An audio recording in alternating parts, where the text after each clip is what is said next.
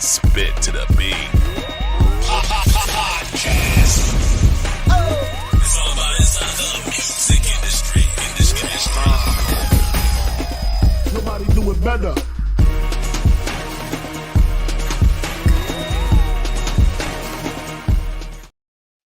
And welcome to Spit to the Beat podcast. I'm your host, Stacey, aka Be Unstoppable Perrier.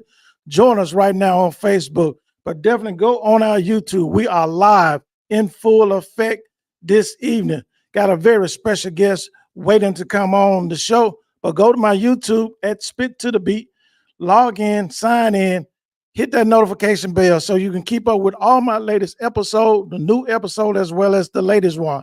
You can go view every episode on my YouTube channel at Spit, the number 2, DABEAT. Thank you so much for being a part of being a listener and a sponsor of Spit to the Beat podcast. Look, I got a very special guest. He's a native born here in Memphis, but now reside in Arizona. So we're going to get him on right now.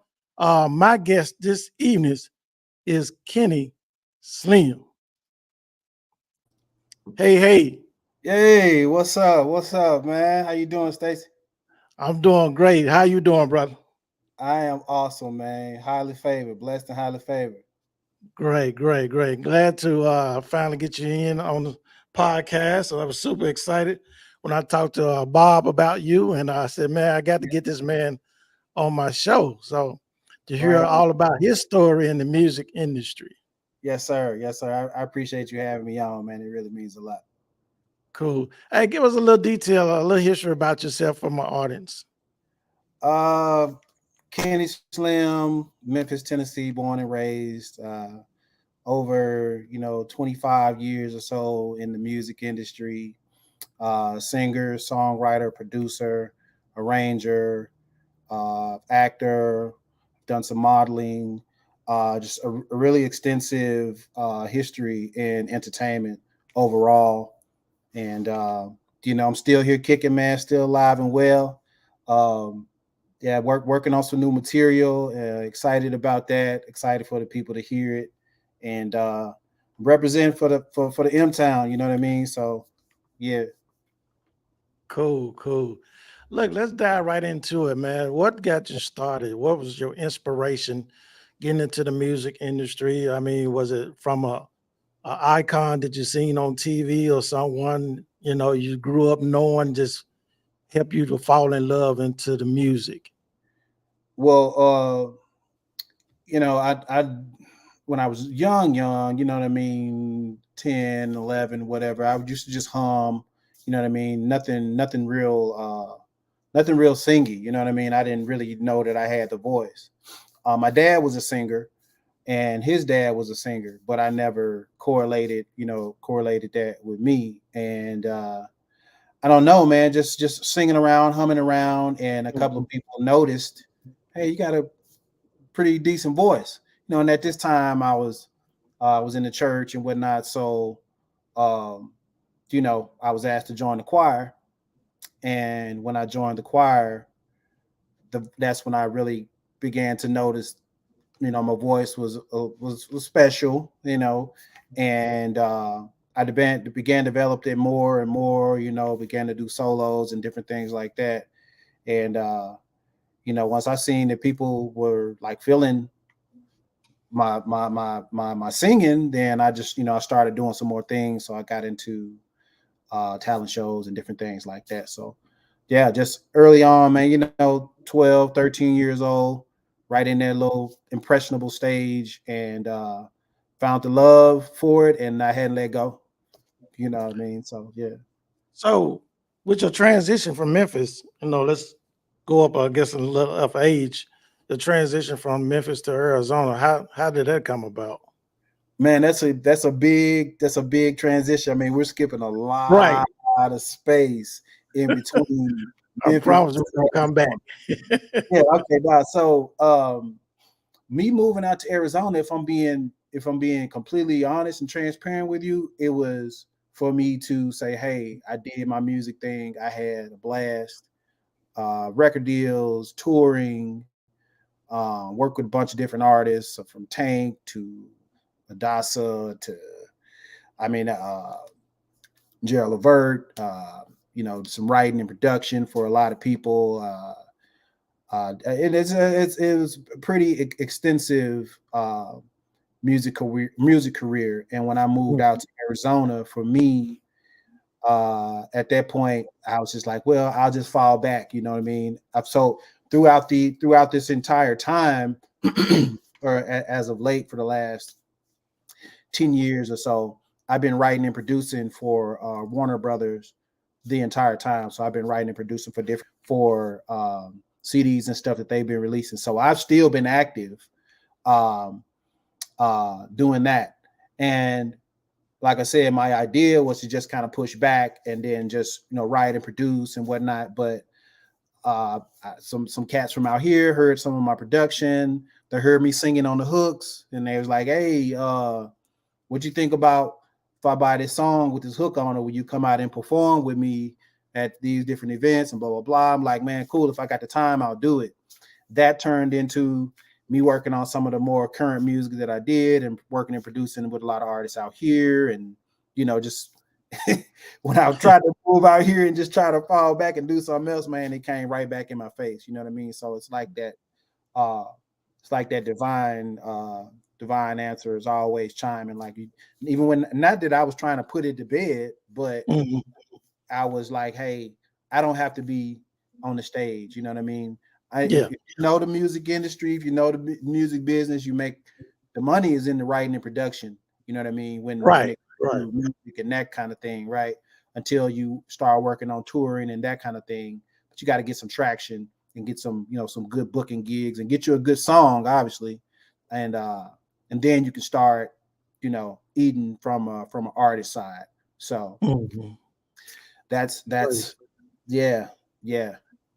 So let's do backtrack a little bit in Okay. the time you signed with your first record deal. You was in a group at that time.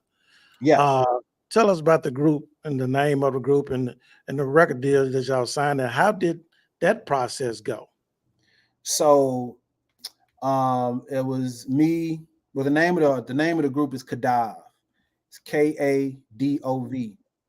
It's Kenny, Allen, Dedrick, original voices. So that's where the Kadov comes from.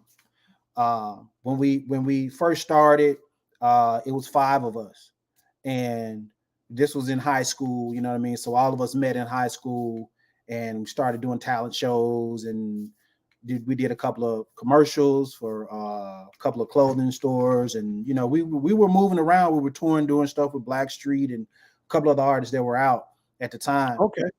And just touring and doing that, and then over time the group melted down to the 3, me, Allen, and Dedrick. So that's where you get Kenny, Allen, Dedrick, original voices. Gotcha. And I'm sorry, take that. And let me turn my phone down, G. Hold on one second, because people are probably seeing me live and are starting to call my phone now, which is not cool. Hey, I have had that happen to me too. Not cool at all. Okay. Anyway, so me, Alan, and there's a few things that I'm skipping, which are there's like some key things that we when we were the full group, or when it was four of us, we Yeah. did have a record deal on the table with Timberland Okay. and his record label B Club through Sylvia Rome, and that deal ended up falling through. And that was it's Timbo, you know what I mean? Yeah. So Was that a little hurtful? yeah, man, it was. I mean, it was like, man, that kind of took the steam out of what we were doing at the time. You know what I mean? Yeah. And we had so much time, blood, sweat, and tears, and energy into getting something real. That was a real thing, and that fell through because one of the guys just we just didn't see eye to eye on a few things. So we just decided to go our separate ways. And at that point, it was me, Alan, and Dedrick, and we decided to kind of keep moving, and we ended up recording some music like Country Boy and a couple other records, and they got into the hands of Wendell Brown, rest in peace, Wendell B. Great R&B singer, man. He toured, put out a lot of music in the South, man. Win is a class act. I will say that. He passed last year, man, and that hurt. But rest in peace, Big Win. But he got our music through a guy from Chicago named Jamel, and he liked what we had going on. He came out to Memphis to meet us, and him and his cousin Jahidi White. Jahidi is an NBA player, or ex-NBA player. He played in the league for the Washington Wizards. He played for the Phoenix Suns and a couple other teams. You know what I mean? So they decided to come together and put a record label together, and that's how Cuzzo became to be. We ended up signing with them, and we recorded 2 albums with them. Did some great things, but when things stopped moving, I would say by that time we were in Atlanta, and everybody got kids and different things going on. So he was like, yo, maybe we just need to take a break for a minute. And I stayed in Atlanta. AC, was Allen, he moved back to Memphis, and Dedrick moved back to Memphis as well. I just didn't want to come back to Memphis, man. It was one of them scenarios where I'm like, yo, like, not that I felt like I would come back to the town and be like, man, I ain't make it, or I understand what you're saying. or I didn't get what I had set out for, but I just felt like it was more work for me to do, and I had already, I did everything in Memphis, man. So I just felt like it was, needed me going back to Memphis, because I knew everything in Memphis. I know what's happening in the M. So I just like, man, I want to, see what else is happening, man, out in the world. It's a big old world out here. You know what I'm saying? So, yeah. Okay. Look, hold tight. What we're going to do, we're going to come back. I'm going to take a quick break, but we're going to come back and talk about your producing process and what you go through as far as producing in the studio and things like that, as well as we're going to touch on the 2 songs I talked about. Okay. Cool. You're listening to Spit to the Beat podcast with your host, the one, the only Stacy B. Unstoppable Puryear. Hey, this is Stacy, aka Beat Unstoppable Puryear with Spit to the Beat podcast. Would you like to be my guest if you're a singer, songwriter, musician, producer, or promoter? Give me a call at 901-341-6777 or email me at myguest@spittothebeat.com. And we're back to Spit to the Beat podcast. I'm your host, Stace, aka Be Unstoppable Puryear, and we are live in the studio, the virtual studio, with my guest joining me all the way from Arizona, Kenny Slim. How you doing, man? How you doing? I'm doing great, Stacey. I'm doing great, man. I'm doing great. Good. Look, let's talk about your producing side. Okay.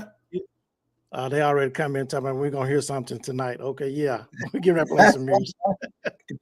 Hey, how many songs did I send you? I forgot. I mean, it was You probably. sent me a lot. I had to make a choice, Hey, but hey, I was so I was my enjoying it. apologies. My apologies for sending you so much, but man, you know how you get to listening to music Yeah, and you, know, exactly. you hear them old jams and you're just like, oh, I gotta send him this. Oh, he gotta hear this one though. Oh, this is, you know what I mean? And So when you said enjoy the listen, I knew what you were talking about then because you had sent me a plethora of songs. yeah, exactly. And I was like, man, I Yeah. sent you so much music. Just let me tell them, hey, I know I hit you with a lot. I don't know if you're gonna have a chance to even listen through all of it to like really absorb it, but please do check it out because man, put a lot of that music that you're hearing is from like early days when we first started recording. You know what I mean? I still got a whole lot of, obviously I got a lot of the music because I sent it to you, right? But that's some of our early recordings, and you know, if you listen to it, you can hear the progression of the production and the vocals and the writing and all of that up to the more current stuff. The more current stuff is the last email that I sent you. It's kind of that, you know, it's really good, man. You know, I'm just proud of it. What we're gonna have to do, we're gonna have to do a double take. I'm gonna have to get you back on the show. We're just gonna dive into the current stuff. Yeah. Because I really didn't know at the time which one to choose from. You sent me so much. And Yeah. I'm like, man, I got to listen to everything. Yeah. Hey, Right. it's all good though. It's all good. Yeah, right on. Look, about your process for as you getting in the studio and you producing and writing and songwriting music. What is your process in going into doing that? So I'm a groove kind of cat. You know what I mean? I love live instrumentation. So anytime I hear anything with live instrumentation and a groove, a step to it, or you know what I mean, it's got a kind of groovy jam to it, then it's easy for me. It's easy for me to write lyrics like that and melodies. Like I'm really fast with melodies. And then even if it's me like humming the melody, I could do that to a beat. And then it just marries the beat from a melody perspective. I could take that, record just me humming, whatever, and then I'll go back and then I'll put the lyrics to it. You know what I mean? So that's probably one of my favorite things to do. The reason I like doing that is because I don't like to rush the production. I don't like to rush the lyrics. I like to get the melody out. So if I'm hearing a melody to something and it's catchy, that's what I don't want to lose. I don't want to lose the melody that I catch from the beat when I first hear it. So if I hear something, I try to go in, and if I catch some lyrics right then, cool.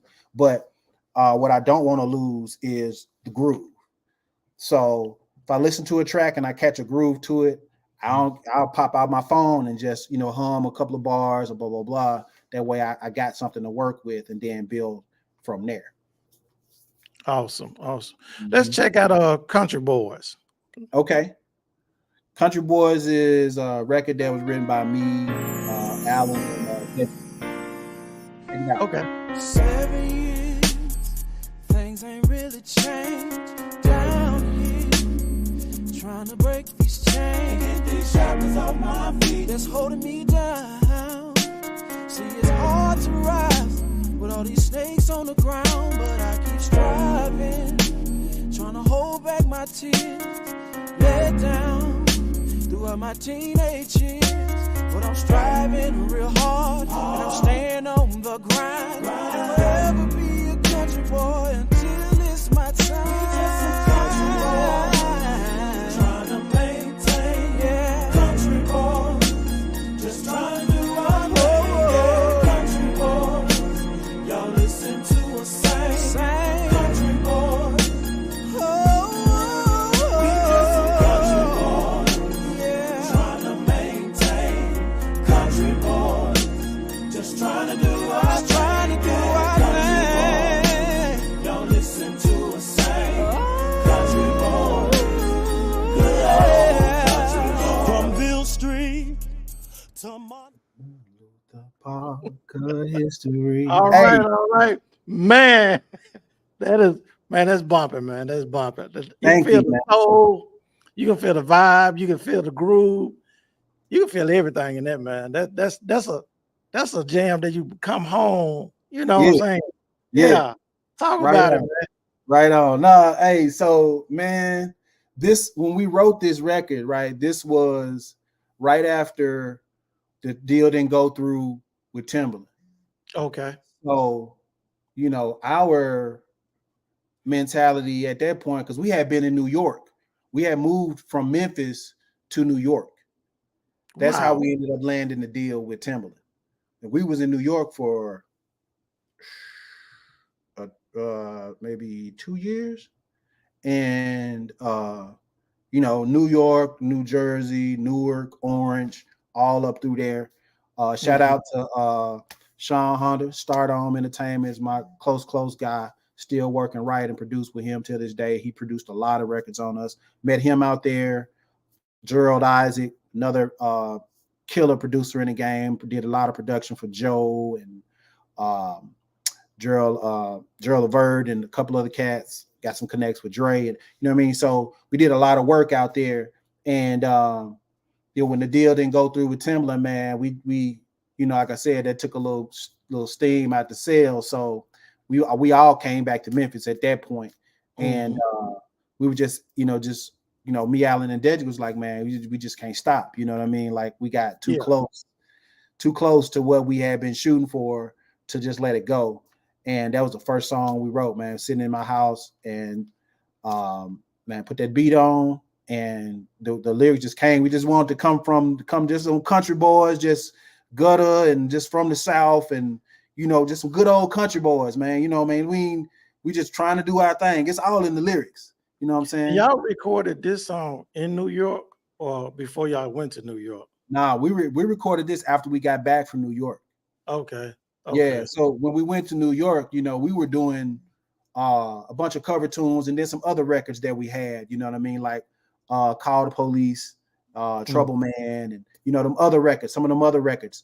Those are records that Nat Tracks, my guy out of New Jersey, uh produced. So we were doing those in the different little spots around the city. Then that's how we met Barry Hankerson and everybody at Black Ground Records, and that's who was gonna get behind us to do the deal with Timberland.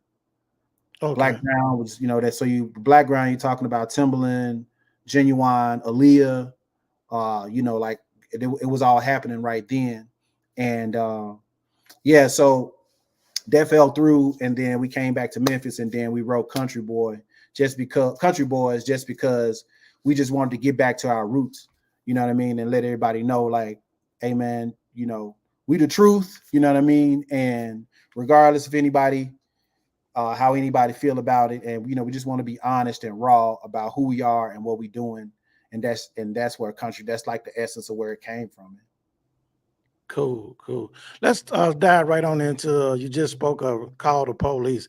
Now, when I read the title, I like to say Call the Police. You sure right about that? In Memphis, we need to call the police. With all this crime going on. But Hey, again, and hey, now look, I love the town. I love the town, man. But it is a lot going on in Memphis, man. And I it pray sure is. things just, uh, get better. You know what I mean? And it's gonna take some work, and from every spectrum. You know what I mean? From politicians, the mayor, and police chief, and the different people that are in position, along with the people on the streets. You know what I mean? And I feel like it's just uh, it's like the connection is not being made. You know what I mean? Mm. Where it needs to be made in order for real change to happen. And I mean, because I see all of it. Like I see people in higher places saying they won't change and different things to happen. And then Right. I'm not following and stalking nobody on social media or nothing like that. So I don't really know if that's really happening. And then at the same contrast, I got people from my neighborhood that are grassroots with it and just Mm. just getting it out of the mud, trying to do some things and not getting no support for the people here. So I think it needs to be a bridge, another gap in order to really affect the city in a positive way. Well, hopefully with the new mayor, we'll get some things done, get this crime under control. Yes, So sir. let's go ahead into this song, Call the Police. Yes, sir. Turn it up.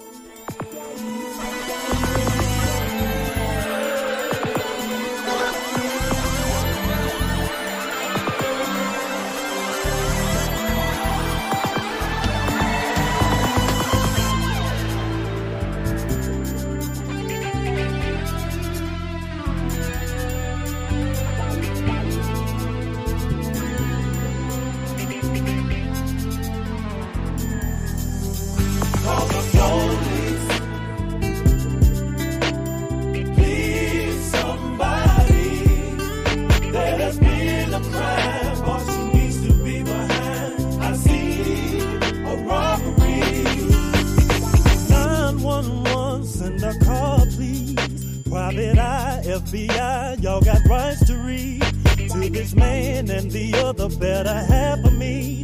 Put the cuffs on and give them time for hurting me. Y'all report will read. When I turned the key, I saw the suspect giving love that belonged to me. I just can't believe she would fall deep in lust, take advantage of my trust. Somebody please call the police.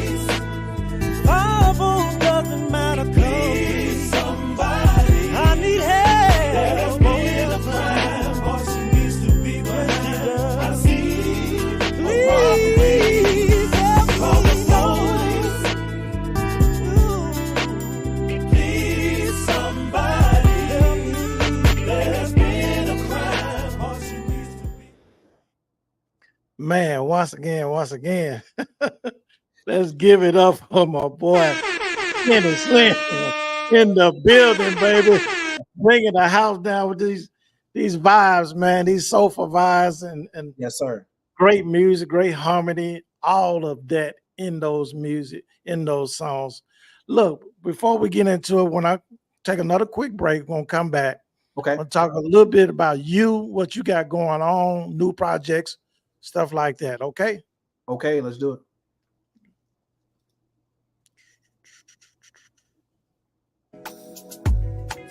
Thank you for listening to Spit to the Beat podcast. Want to know how you can help? Be a sponsor by going to our website at www.spittothebeatpodcast.com and click the support tab. You can also join us each and every week live at YouTube at Spit to the Beat. Don't forget to subscribe, like, and follow. Thank you for your support.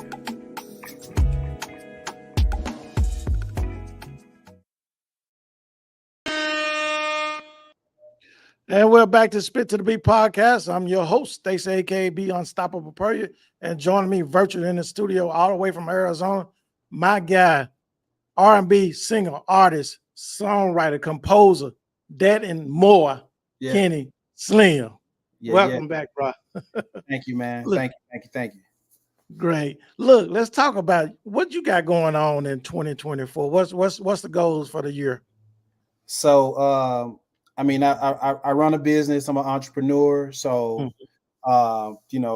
obviously growing the business and keep that going. Shout out to Express Cargo Nation LLC, one of the biggest trucking companies out here in Phoenix, Arizona. We making moves. Thank Most High for that. Gold Standard Transport. Just doing a little plug, and this is another one of my business, man. Go ahead. Me and my business partners are out here. We got a non-emergency medical transport business that we got going. So some great things happening there as well.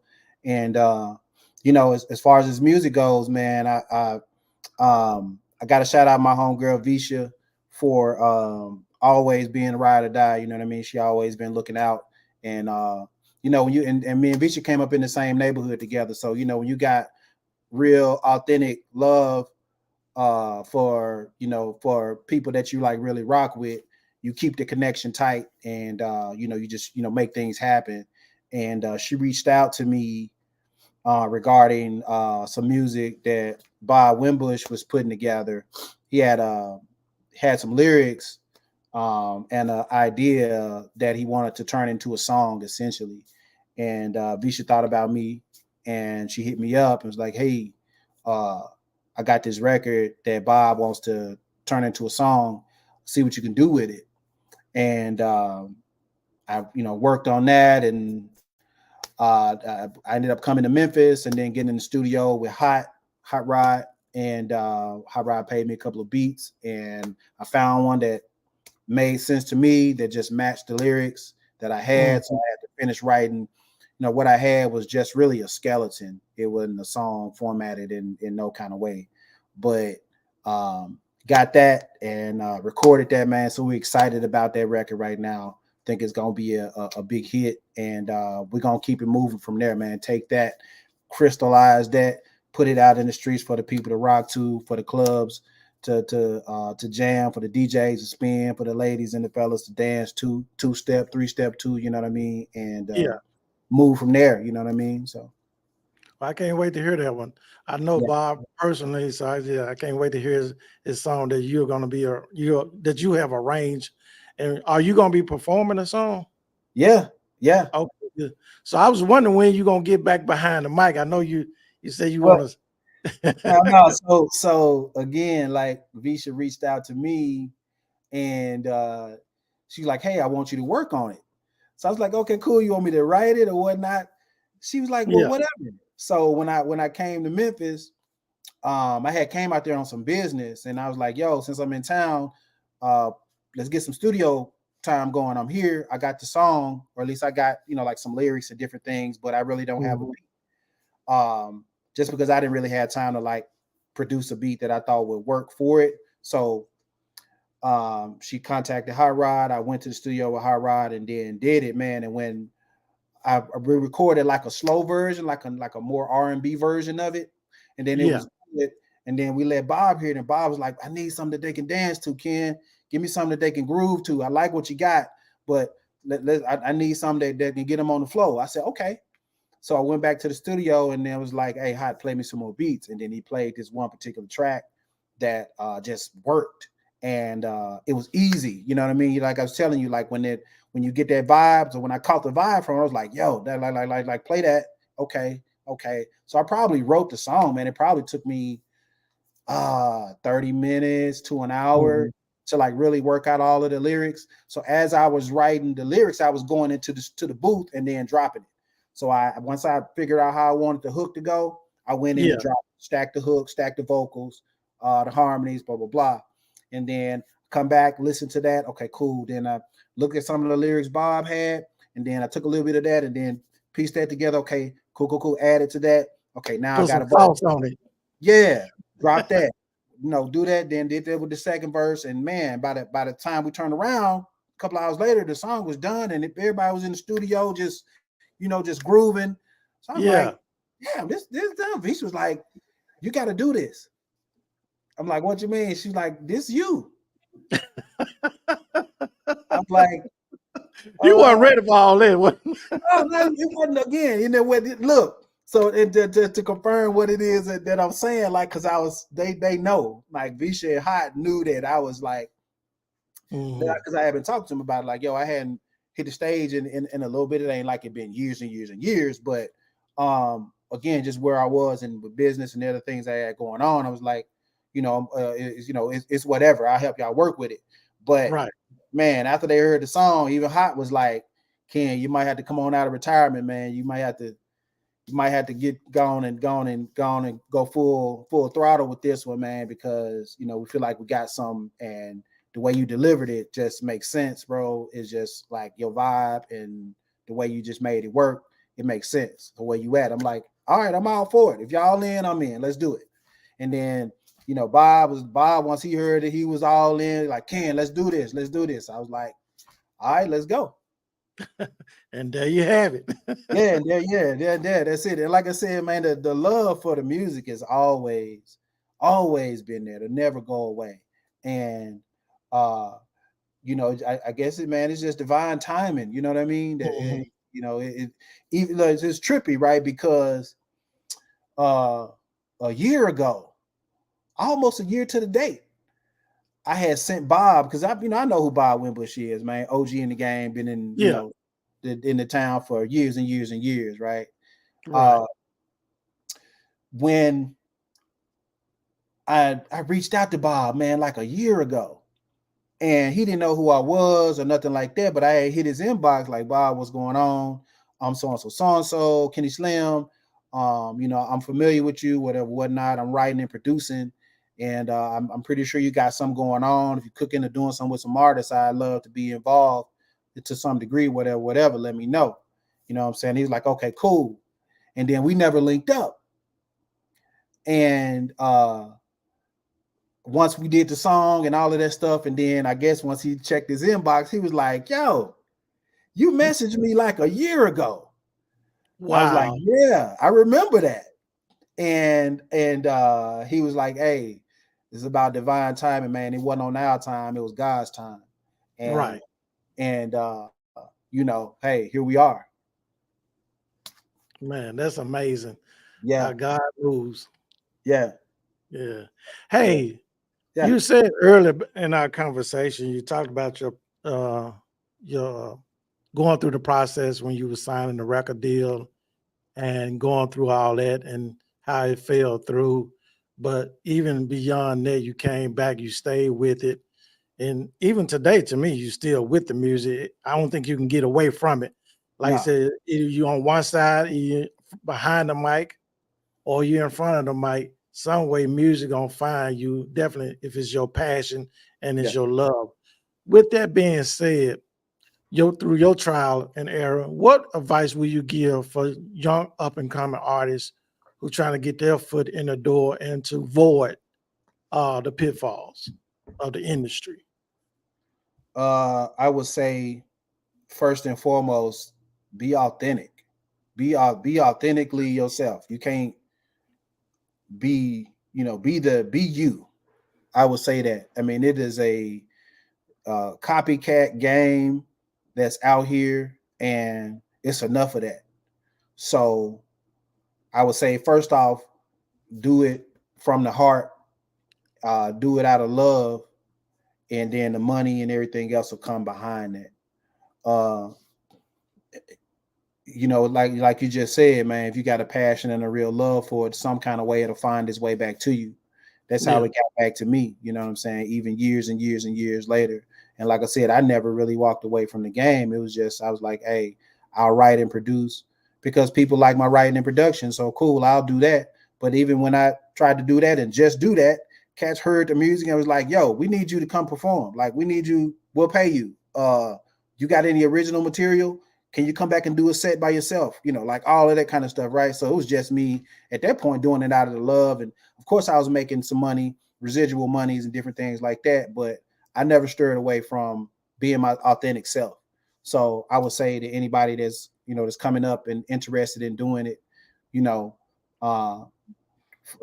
look for some mentors, look for some mentors that are local that you can tap in with and, start pulling information from them, pulling resources from them. Nothing is free, right? So, but that doesn't necessarily always mean you got to pay for it. You know what I mean? Like, figure out a way. If it's a producer you want to work with, and you ain't got the money to pay for studio time or to pay for his beat, man, you better humble yourself. Hey, man, I ain't got no bread right now. I feel like I'm dope as an artist or a singer or songwriter or producer or whatever the case may be. I want to work with you.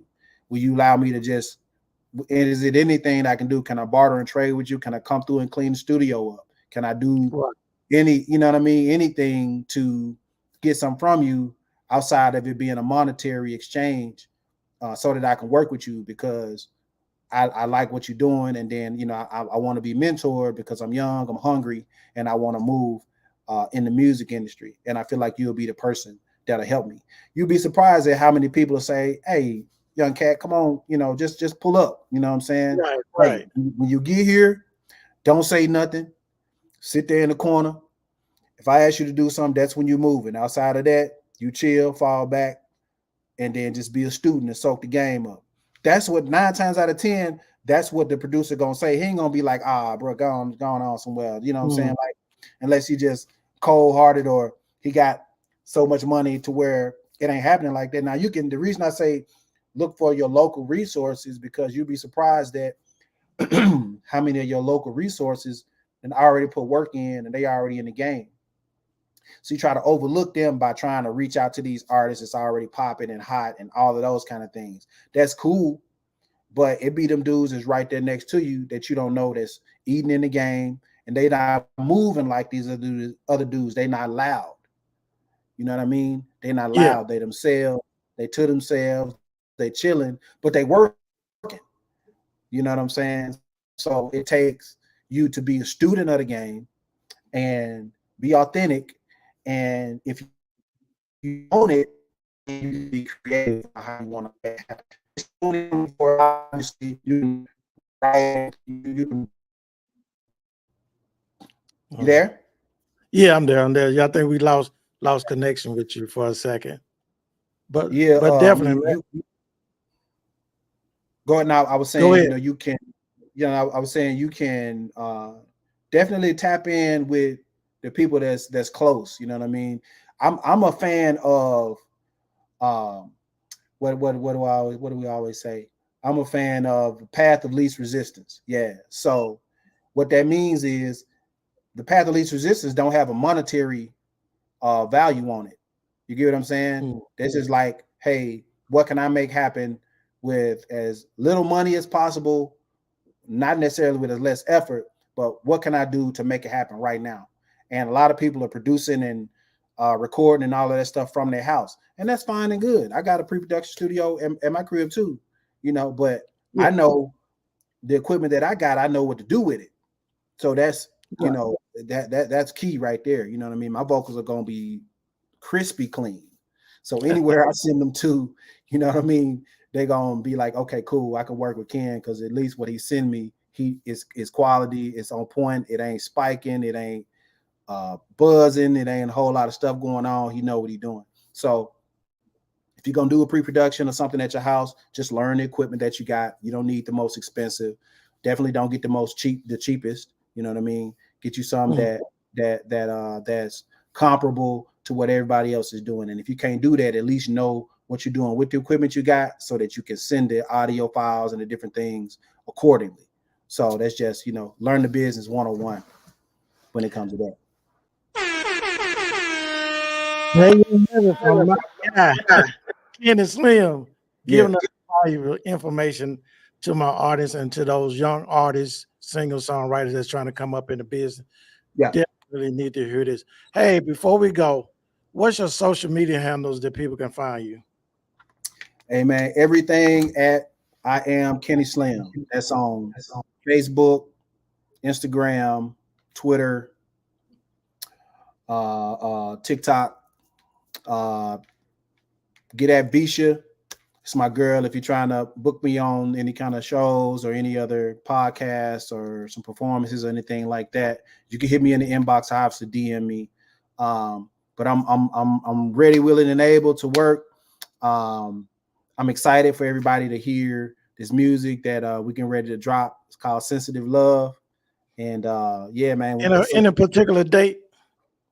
We don't have a date set yet. I mean, we're still working out some of the some behind the scene particulars and whatnot. You got to have the business right.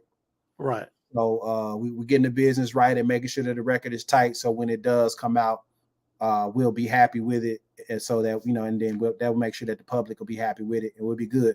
But everything I Am Kenny Slim, man. Easy. Awesome. Hey, man, thanks again for joining Spit to the Beat podcast. I appreciate you coming on and sharing your information, your story, your history, and everything like that with my audience. Hey, hold tight as I close out the show, okay? All right.